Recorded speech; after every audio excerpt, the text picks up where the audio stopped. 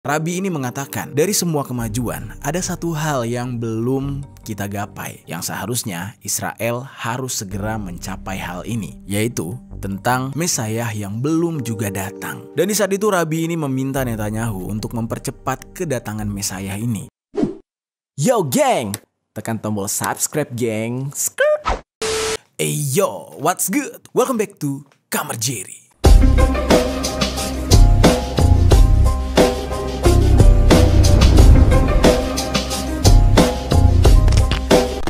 Geng, konflik Hamas-Israel benar-benar berdampak ke segala aspek. Kalau beberapa waktu lalu kita sempat ngebahas dampak dari perang ini malah mengincar produk-produk yang dianggap pro-Israel, sehingga banyak dari produk-produk tersebut yang diboikot. Nah, sekarang merambat lagi nih ke dunia entertainment alias perfilman. Ini bukan soal memboikot aktris atau artis atau selebriti yang pro-Israel, tetapi mengenai propaganda-propaganda yang dibuat itu sekarang sudah sampai menyentuh dunia perfilman alias propaganda yang dibungkus di dalam film. Seperti yang kita tahu ya geng ya, salah satu aktris keturunan Israel yang diboikot, yang dikecam, yang menjadi target bulan-bulanan netizen adalah Gal Gadot. Nah, hal ini pada awalnya ya karena Gal Gadot keturunan Israel. Nah, tetapi belakangan boikot dan kecaman terhadap Gal Gadot semakin besar gara-gara pihak pro-Israel dan Israel sendiri membuat sebuah film propaganda yang mana bintang atau pemain utamanya adalah Gal Gadot. Nah, film yang dibintangi oleh Gal Gadot sekaligus dicurigai Gal Gadot juga menginisiasi pembuatan film ini. Itu berjudul Bearing Witness to the October 7 Massacre. Dan film ini sendiri menceritakan propaganda tentang serangan Hamas pada tanggal 7 Oktober kemarin ke Israel. Dan kemunculan film ini menimbulkan banyak tanda tanya nih geng. Tanda tanya yang seperti apa yang timbul dari pembuatan film ini?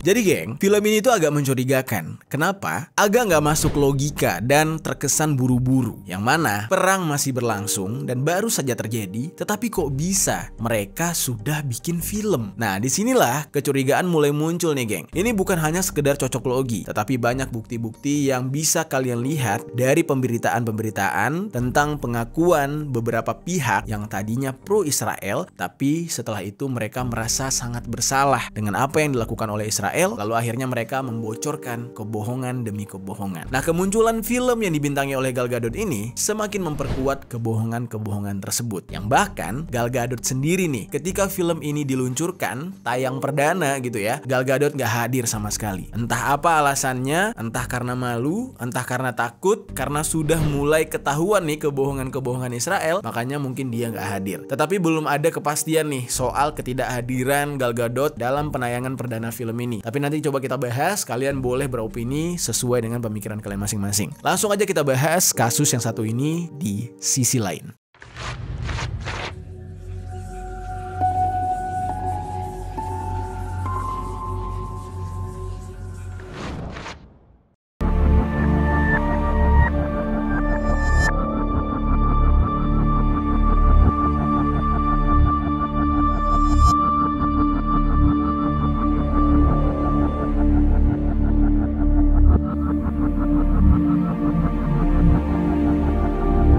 Oke, kita bahas dulu sekilas mengenai film Bearing Witness ini.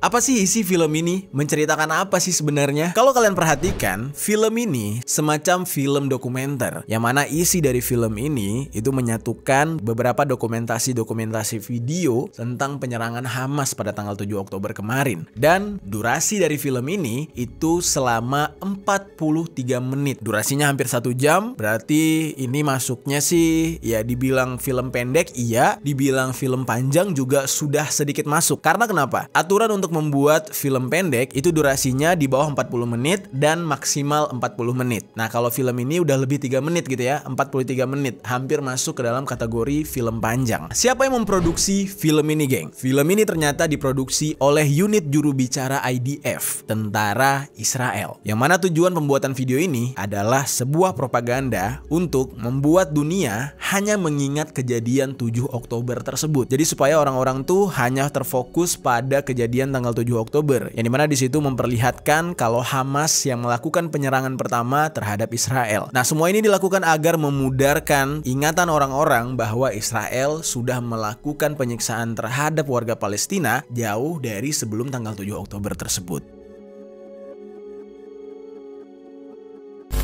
Nah, lalu film Bearing Witness ini berisikan berbagai gambar yang sangat mengganggu, berisikan video-video tanpa sensor dari serangan pada tanggal 7 Oktober tersebut. Nah, potongan-potongan rekaman tersebut sengaja disusun oleh IDF yang mereka ambil dari kamera yang kabarnya mereka temukan mulai dari kamera yang dipasang di bagian tubuh, HP, dashcam, dan juga kamera keamanan dari korban Israel, lalu militan Hamas dan juga petugas-petugas lain. Jadi ibaratnya tuh mereka ngakunya dapat rekaman-rekaman itu dari berbagai sumber. Tapi di sini yang agak sedikit mencurigakan adalah bagaimana bisa mereka mendapatkan rekaman yang kualitasnya itu high quality, sementara rekaman tersebut berasal dari kamera body cam-nya pihak Hamas. Dari mana mereka bisa dapat? Apakah mereka minta dari Hamas? Apakah mereka berhasil menangkap tentara Hamas lalu ngambil itu video? Tetapi sejauh ini belum ada berita tentang kematian tentara Hamas lalu kamera di tubuhnya diambil gitu ya. Nah, ini agak sedikit mencurigakan nih, geng. Di dalam film ini juga berisi adegan-adegan eksekusi yang mengerikan, tubuh dipisah-pisah, terus jasad penuh cairan merah, dan juga menampilkan anak-anak kecil yang wajahnya tidak disensor. Film ini tayang perdana atau pertama kali diputar di museum yang berada di Los Angeles pada hari Rabu tanggal 8 November tahun 2023. Catat ya, geng, 8 November. Film ini ditayangkan 8 November. Kejadiannya 7 Oktober. Nah, film ini memang tidak ditayangkan di bioskop-bioskop karena memang bukan tipikal film layar lebar. Dan sebelum film ini diputar, setiap tamu yang hadir diminta untuk menandatangani perjanjian-perjanjian rahasia atau di dalam bahasa Inggris disebut dengan Non-Disclosure Agreement atau NDA. Nah, tapi tidak disebutkan ya tujuannya buat apa, kenapa harus ada surat perjanjian kerahasiaan ini. Tapi yang jelas, setiap penonton yang hadir diminta untuk tidak merekam dan mengedarkan ulang setiap scene yang ditayangkan di film tersebut. Jadi mereka diminta untuk menonton aja, terus mengingat sendiri adegan demi adegan. Lalu seperti yang gue katakan tadi, film ini digadang-gadang berasal dari ide beberapa orang, salah satunya adalah Gal Gadot. Tapi anehnya, di dalam penayangan perdananya, Gal Gadot justru nggak datang. Ada apa? Kemana Gal Gadot pergi? Ini kan sebuah hal yang sangat penting, hal yang sangat vital, yang seharusnya dia menyempatkan waktu untuk datang. Nah, ternyata usut punya usut, setelah didapatkan informasi dari beberapa sumber, yang salah satunya adalah media Israel, yaitu i24 News, dikatakan kalau Gal Gadot tidak mau hadir di dalam penayangan perdana film tersebut karena dia khawatir dengan keselamatannya. Nah, lalu dikatakan penayangan film propaganda ini dianggap sangat-sangat gagal gara-gara penonton yang hadir tidak sesuai harapan, alias sepi penonton. Yang mana ini membuktikan bahwa orang-orang yang pro terhadap Israel semakin lama semakin berkurang, padahal penayangannya masih di Amerika Serikat.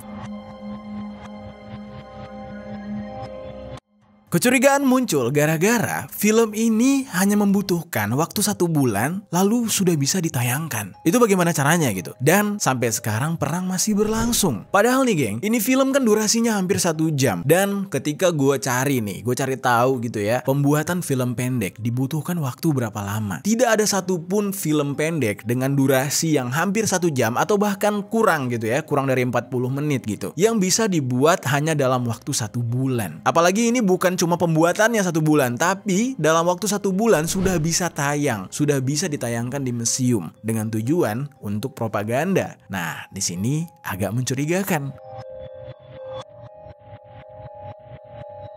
Kalau kalian cek nih, pembuatan film pendek itu membutuhkan waktu paling tidak ya di atas 2-3 bulan. Apalagi kalau misalkan filmnya itu kompleks gitu ya. Ada dialognya, skripnya lengkap, pemainnya lagi, dan segala macam. Nah, tapi kalau ini kan film dokumenter. Video-videonya diambil dari beberapa adegan nyata ketika penyerangan. Nah, ditambah dengan beberapa wawancara-wawancara atau penyampaian monolog dari beberapa saksi. Nah, tapi tetap aja dalam merangkai sebuah film pendek ini ada adalah film pendek dengan waktu produksi yang tercepat yang pernah gue tahu. Gila gak tuh? Akhirnya timbullah pertanyaan, benarkah dalam tempo waktu 1 bulan, ya katakanlah ya, penayangannya itu tanggal 8, berarti dibutuhkan editing paling enggak seminggu. Dalam 1 bulan hanya ada 4 minggu, berarti selama 3 minggu mereka mengumpulkan data. Masuk akal nggak kira-kira? 3 minggu ngumpulin data lalu dijahit dalam waktu 1 minggu lalu ditayangkan di tanggal 8 November. Nah ini benar-benar nggak masuk akal menurut gue. Jujur aja, gue sendiri backgroundnya dulu adalah sutradara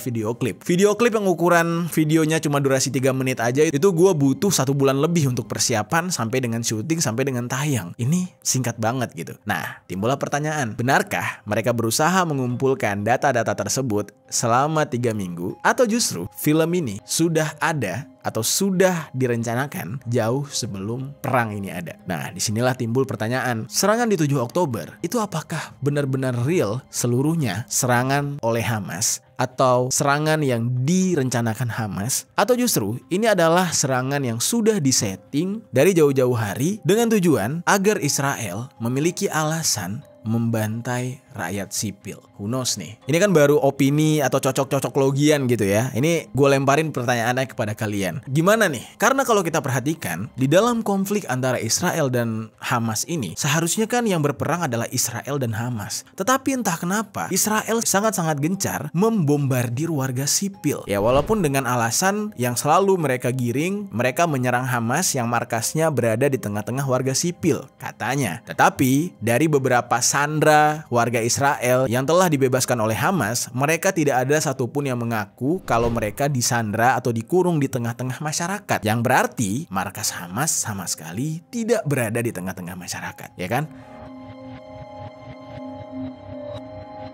Nah, kembali lagi kepada kecurigaan tadi. Apa yang sudah dilakukan oleh Israel? Kenapa mereka bisa mempersiapkan film itu jauh-jauh hari? Apakah serangan di tanggal 7 itu adalah sebuah setup? Dan kalau kalian perhatikan lagi nih ya, video penyerangan Hamas di tanggal 7 tersebut itu terlihat sangat-sangat high quality, sangat-sangat rapi, dan terlihat seperti syuting film.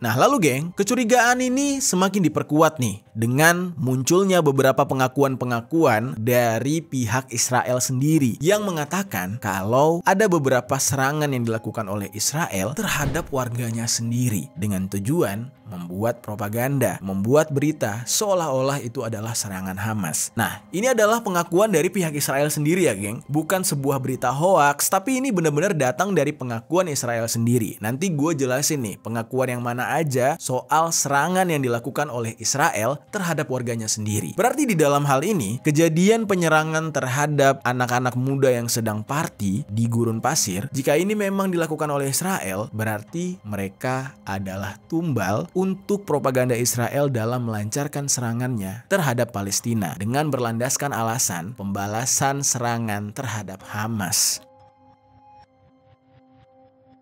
Sekarang kita masuk ke dalam pembahasan. Apa sih tujuan propaganda yang dibuat oleh Israel?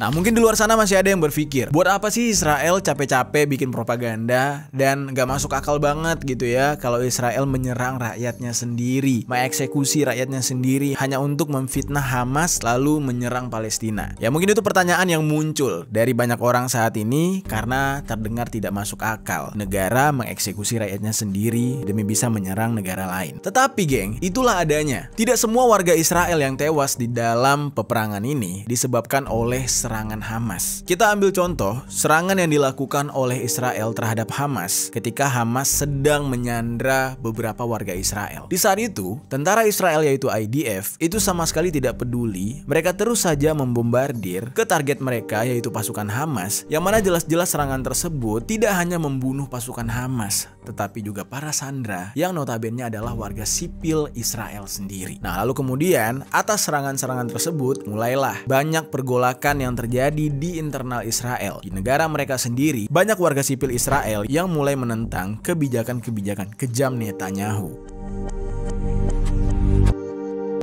karena dinilai tidak berpihak pada warga sipil. Banyak warga sipil yang merasa dirugikan atas keputusan-keputusan yang dibuat oleh pemimpin mereka ini. Karena di internal mereka sudah terjadi perlawanan, nah akhirnya mulai tuh satu persatu dari pihak Israel sendiri membongkar semua kebohongan yang dilakukan oleh Israel. Baik itu tentang hoax dan juga propaganda yang mereka setting sendiri. Ada sebuah informasi yang mengatakan kalau militer Israel itu menerima perintah untuk menembaki rumah-rumah warga Israel, bahkan pangkalan militer mereka sendiri ketika mereka diserang oleh Hamas pada tanggal 7 Oktober. Yang mana gunanya adalah mereka ingin membuat seolah-olah serangan yang dilakukan oleh Hamas itu adalah serangan besar-besaran. Lalu informasi datang dari Israel lagi yang mengatakan kalau banyaknya rumah-rumah warga Israel itu justru dibakar oleh tentara Israel sendiri berserta dengan para warga yang berada di dalam rumah. Mereka juga ikut dibakar hidup-hidup, dan semua ini mereka lakukan untuk membuat narasi kalau serangan Hamas itu sudah memakan korban, yaitu warga sipil. Dari mana fakta ini bisa terungkap? Apakah ini hanya sebuah hoax atau fitnah? Nah, ini semua datang dari tim keamanan Kibbutz Be'eri yang bernama Tufal Eskapa. Nah, Tufal Eskapa inilah yang membongkar semua kejahatan yang dilakukan oleh tentara Israel terhadap warga sipilnya. Nah, terus sedikit gue jelaskan nih, Kibbutz Be'eri ini adalah sebuah tempat atau pemukiman kolektif yang ada di Israel. Nah, Tufal adalah anggota dari kolektif ini dan dia merupakan warga Israel asli. Nah, dia bersama warga lain dengan secara terang-terangan menjelaskan kalau memang di saat itu pihak Hamas sudah mulai memasuki Israel. Nah, tetapi tiba-tiba mereka menyaksikan sendiri pemandangan yang benar-benar mengerikan dan membuat mereka bingung. Para komandan Israel dikabarkan itu sampai gemeteran menerima perintah untuk menembaki rumah-rumah warga Israel yang di dalamnya masih ada manusianya. Dan di saat itu dalihnya adalah Hamas sedang berada di dalam rumah tersebut, padahal tidak ada buktinya. Nah, ini semua diceritakan oleh orang Israel sendiri ya geng, bukan berita hoax.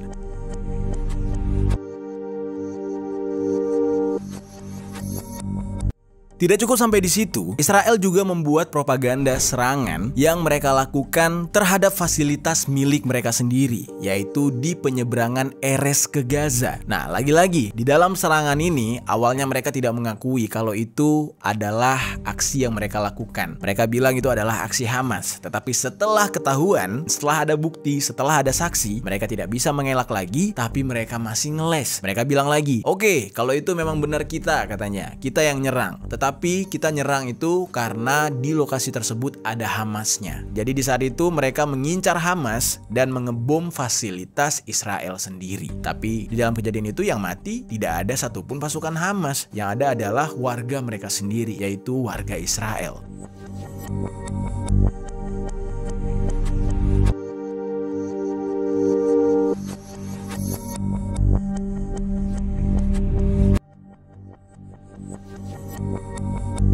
Nah, akhirnya setelah satu persatu mulai terungkap, ditambah lagi dengan para sandera Hamas, yaitu warga Israel yang mulai dibebaskan, tetapi tidak ada satu luka pun di tubuh mereka. Nah, di saat itulah dunia bisa melihat bahwa setiap sandera warga sipil yang ditahan oleh Hamas itu diperlakukan sangat manusiawi. Dan bahkan semua sandera-sandera tersebut berbalik hati, senang terhadap Hamas, dan mereka justru semakin benci terhadap IDF alias Angkatan Bersenjata Israel.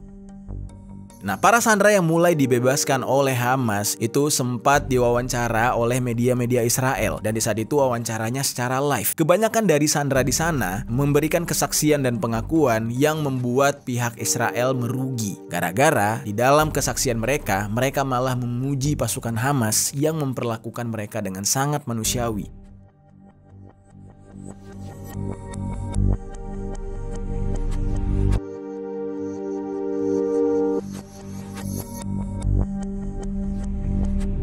Dan mereka justru menjatuhkan nama baik militer Israel dengan mengatakan kalau militer Israel tidak berperi kemanusiaan karena mengirim roket dan bom sehingga menewaskan para sandera. Nah, dari banyak bukti itulah semakin memperkuat bahwa banyaknya korban jiwa dari pihak Israel sendiri itu adalah perbuatan Israel juga. Jadi bukan perbuatan Hamas. Lalu ada sebuah serangan yang dilakukan oleh Israel ke sebuah rumah sakit di jalur Gaza yang bernama RS Al-Shifa. Yang mungkin kalian udah sempat lihat di beberapa berita gitu ya. Tindakan IDF atau tentara Israel ini banyak menuai kecaman karena memang di dalam hukum internasional ketika berperang, rumah sakit merupakan tempat yang dilarang untuk diserang atau dibom atau ditembaki. Karena kan itu isinya orang sakit, orang lemah yang tidak mungkin melawan. Jadi tidak boleh dibom atau ditembak karena itu jatuhnya adalah pembantaian alias genosida. Tetapi di dalam hal ini Israel justru melanggar hal tersebut dengan alasan mereka mengatakan kalau rumah sakit tersebut merupakan markas dari Hamas. Dan mereka membuat skenario yaitu setelah membom rumah sakit itu mereka ngegerebek rumah sakit tersebut dan tiba-tiba mereka menemukan sebuah terowongan yang mereka klaim sebagai terowongan Hamas.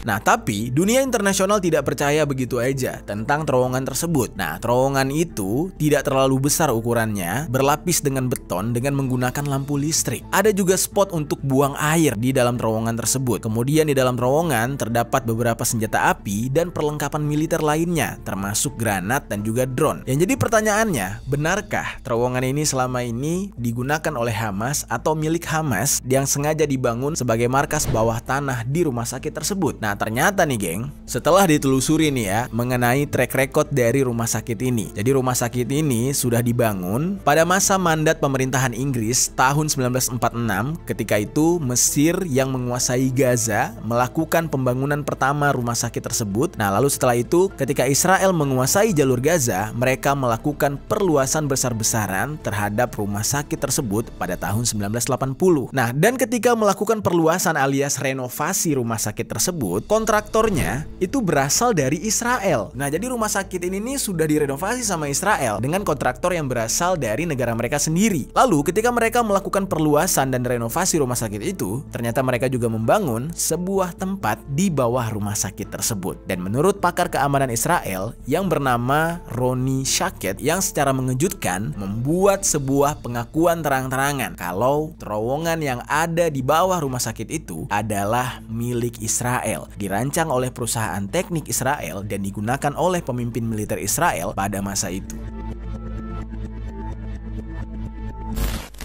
Jadi bisa dikatakan terowongan tersebut yang membangun adalah Israel, yang mempergunakan adalah Israel. Nah, sebelum akhirnya nih ya otoritas Palestina mengambil alih Gaza pada perjanjian Oslo tahun 1994. Tetapi menurut pengakuan dari pakar keamanan Israel yang bernama Roni Shaket tadi, itu terowongan masih digunakan oleh pihak Israel. Lalu mengapa bisa ketika terjadinya perang antara Hamas dan Israel pada 2023 ini mereka malah menuduh kalau terowongan itu adalah milik Hamas? Dari mana aksesnya? Kan yang punya akses itu adalah mereka sendiri, orang Israel. Jadi akhirnya Israel tidak bisa mengelak, entah karena pakar keamanan mereka yang bernama Roni Shaket ini keceplosan, atau memang di saat itu dia jujur gitu ya. Dia udah muak kali ya dengan pemerintah Israel, akhirnya dia menceritakan kalau terowongan itu milik Israel. Ketika dunia internasional meminta pertanggungjawaban kepada pihak Israel tentang fakta terowongan tersebut adalah milik mereka, sementara mereka udah terlanjur ngebom rumah sakit, nah mereka akhirnya membuat sebuah pernyataan atau jawaban ngeles lagi. Mereka bilang, oh iya itu memang punya kita. Ya dulu kita yang ngebangun memang karena kita ngerenovasi rumah sakit tersebut. Tetapi selama ini itu terowongan sudah diambil alih oleh Hamas, pengakuan mereka. Padahal kalau secara logiknya gitu ya, secara logiknya nih, ngapain mereka ngebangun terowongan bawah tanah militer di atas rumah sakit yang notabene itu sangat dilarang. Jadinya kan nggak masuk akal gitu ya ketika mereka mengaku kalau itu terowongan mereka tapi sudah dikuasai oleh Hamas. Sempet kepikiran gitu Hamas bangun terowongan di bawah rumah sakit, kan aneh. Nah, lalu kejanggalan ini semakin terbantahkan setelah adanya pernyataan statement dari editor serta jurnalis elektronik Intifada yang bernama Ali Abu Nimah. Dia mengatakan, selama ini tuh rumah sakit digunakan oleh Israel. Masuk akal nggak warga Israelnya berada di atas rumah sakit, terus Hamasnya berada di terowongan bawah tanah di bawah rumah sakit? Buat apa? Bukankah itu malah jadi ketahuan karena terlalu dekat? Masa iya selama ini Israel nggak tahu kalau di bawah rumah sakit itu ada Hamas? Masa mereka membiarkan rakyat mereka untuk berobat di rumah sakit tersebut kalau mereka tahu di bawah terowongan itu ada Hamas. Aneh kan? Nah makanya pemboman di rumah sakit tersebut bisa dipastikan memang sengaja dilakukan oleh Israel karena mereka tahu di bawah situ ada terowongan dan mereka membuat narasinya. Dan semakin lengkap data bahwa Israel sudah menyeting peperangan ini, alias propaganda atau drama yang mereka buat itu sengaja agar mereka bisa dengan leluasa membombardir rakyat Palestina, yang mana sebenarnya target mereka adalah Hamas, bukan warga sipil. Tetapi kenapa mereka tidak henti-hentinya menyerang warga sipil, mengeksekusi warga sipil hingga ribuan nyawa. Nah, apa sebenarnya tujuan Israel? Dan kalau memang ini disetting oleh mereka, apa sebenarnya tujuan mereka menghabisi warga Palestina? Apakah semua ini hanya untuk menguasai daratan, hanya untuk menguasai tanah Palestina, atau ada tujuan lain? Sekarang kita bahas alasan Israel mempercepat serangan Palestina dan mengeksekusi masyarakat Palestina demi kedatangan Mesias.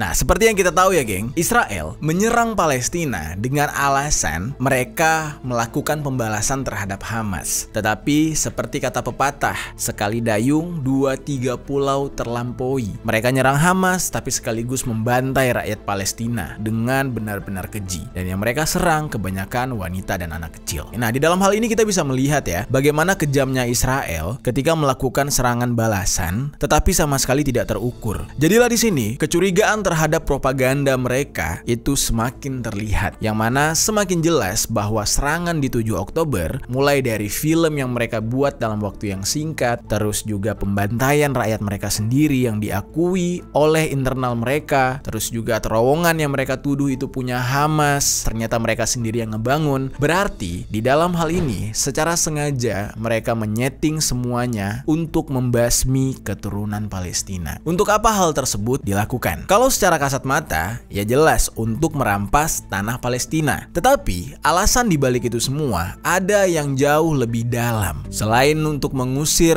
semua keturunan Palestina atau membasmi semua keturunan Palestina, lalu mereka mengambil tanahnya, mereka ingin mewujudkan ideologi yang selama ini mereka pendam atau mereka percayai tentang sebuah wilayah atau negara di atas tanah yang dijanjikan menurut kepercayaan mereka.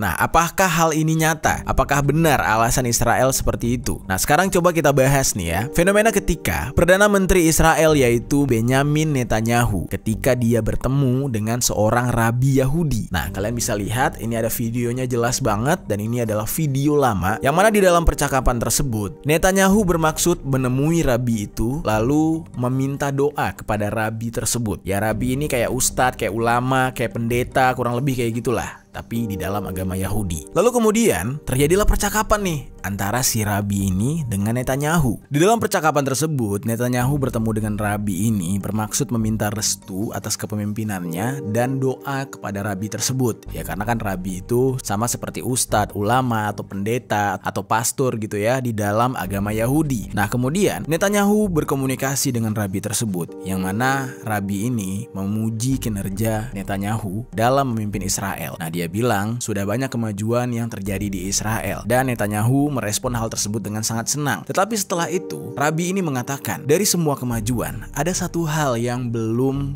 kita gapai, yang seharusnya Israel harus segera mencapai hal ini, yaitu tentang Mesias yang belum juga datang. Dan di saat itu rabi ini meminta Netanyahu untuk mempercepat kedatangan Mesias ini. Dan Netanyahu pun menjawab dia beserta dengan semua kekuatan yang ada di Israel sedang mengupayakan hal tersebut agar Mesias cepat datang. Lalu rabi ini mengatakan lagi, ya apa yang kamu lakukan sekarang bersama semua orang di Israel belumlah cukup, maka gencarkan lagi dan besarkan lagi kekuatan kalian. Lalu dia katakan Israel sudah banyak buang-buang waktu, namun Mesias belum juga datang. Nah di dalam hal ini sebenarnya banyak hal yang membingungkan ya geng. Mungkin di sini gue jelaskan sedikit kenapa umat Yahudi sangat mengharapkan kedatangan Mesias. Nah di dalam kepercayaan Yahudi, kedatangan Mesias akan memberikan keselamatan untuk umat Yahudi dan hal ini berkenaan dengan tanah yang dijanjikan. Nah, tetapi pergeseran pemahaman di sini itu terjadi antara umat Yahudi. Jadi, umat Yahudi yang ada di Israel itu pemahamannya beda dengan umat Yahudi yang ada di daerah lain. Yang mana umat Yahudi di Israel justru ingin mempercepat kedatangan Mesias dengan tangan mereka sendiri. Jadi itu mereka kayak pengen ngontrol takdir gitu. Jadi ibaratnya nih, misal kayak kematian. Kematian kan di tangan kita nih. Tetapi tiba-tiba ada seseorang yang berusaha untuk manggil dokter terbaik di dunia agar kematian kita yang harusnya di tanggal 1 misalkan bisa diundur ke tanggal 5. Nah,